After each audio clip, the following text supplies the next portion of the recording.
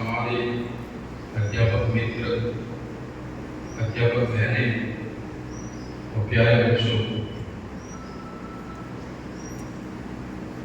दोनों महापुरुष उनके जीवन से,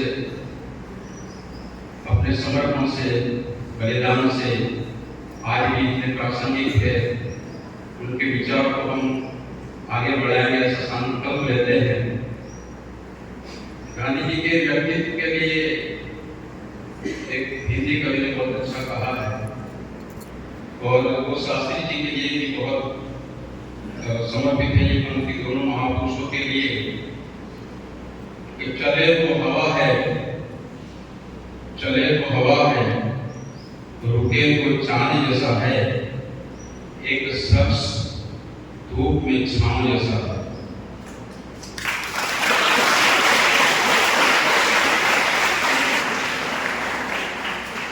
दोनों महापुरुषों को सत सत नमन करते हुए मैं थोड़ा थोड़ा गांधी जी के बारे में, थोड़ा शास्त्री जी के बारे में कहूँगा। गांधी जी के जन्म और प्रारंभिक परिचय बच्चों ने दे दिया है। भारत का सत्याग्रह शुरू हुआ, उसकी एक बुनियाद बनी थी दक्षिण अफ्रीका के प्रवास से, यात्रा से। गांधी जी वकालत पढ़ के अपने वतन आए बम्बई में, और इधर भी गुजरात में वकालत के लिए थोड़ी आत्मश्रद्धा की कमी थी। गांधी जी असमंजस में थे। उसी समय पोरबंदर में, राजपुर में एक मेहमान परिवार था। उनकी एक पेड़ी चलती थी दक्षिण अफ्रीका में,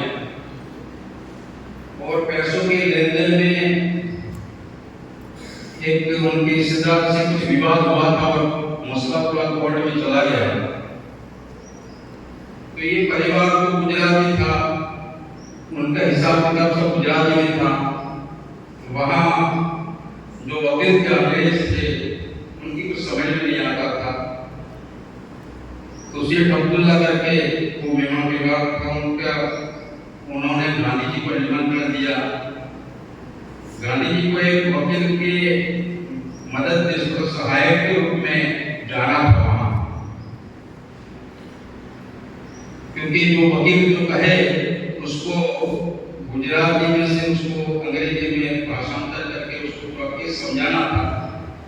अब ये केस के लिए गए थे, वो तो जीत गए, लेकिन वहां जाकर एक ऐसा महारोग जो था, जैसा भारत में था अस्पृश्यता का, छुआछूत का, गांधी जी को उसका अनुभव नहीं था, क्योंकि वह एक रॉयल परिवार से थे, क्योंकि पिताजी राजपूत के दीवान थे, पहले पोरबंदर के दीवान थे, उसके बाद मतलब उनको ये छुआछूत का कोई अनुभव नहीं था।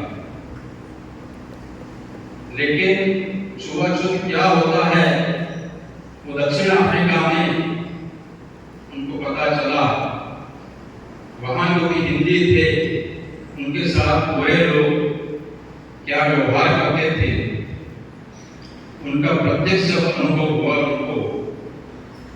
फिर तो वो इसके लिए सत्याग्रह करने लगे, हिंदियों के लिए गए थे 1 साल के लिए, लेकिन 15-16 साल भारत में आए थे, परिवार के साथ गए। बहुत बड़ा लंबा इतिहास, उसके लिए आपको ग्रंथालय से किताबें लेनी पड़ेगी, पढ़नी पड़ेगी। 5-10 मिनट में वो इतिहास नहीं कहा जा सकता है, मैं थोड़ी झलक ही बता रहा हूँ। रंगभेद की नीति के खिलाफ वो लड़े। वहां एक आश्रम की स्थापना की, फिनिक्स नाम का आश्रम, उसमें बच्चों को पढ़ाया भी करते थे। इंडियन ओपिनियन जैसे कुछ बहुत सारे अखबार भी वो चलाते थे। लेकिन एक बात वहां जो उनको देखने को मिली कि उसमें जो ताकत है, उन्होंने जो शस्त्र अपनाया था वो अहिंसा का था। अहिंसा के इस अमोघ शस्त्र से वहां सारी लड़ाइयां जीतकर, और उसमें वो अपने राजनीतिक गुरु गोपाल कृष्ण ओखले से भी बात